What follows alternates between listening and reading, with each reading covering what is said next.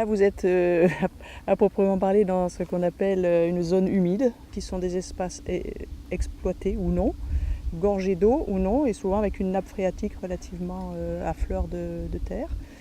Et dans ces zones humides, donc, il y a tout un cortège d'espèces, notamment de la flore, que l'on appelle des plantes hygrophiles, et puis les espèces évidemment de la faune qui trouvent ici un habitat tout à fait propice.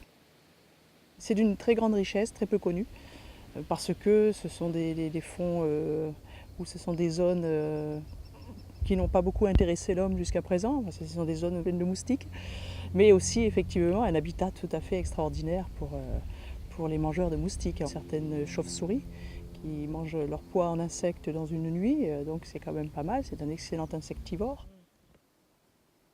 Il y a un enjeu tout à fait prioritaire dans une zone comme celle-ci, comme cette zone humide. Ça a un rôle décréteur de crue. Ça permet de décréter la crue, c'est la freiner. Souvent les berges comme vous avez ici sont totalement désertes, hein, donc parce que l'eau, en arasant ces berges, c'est freiné de son courant.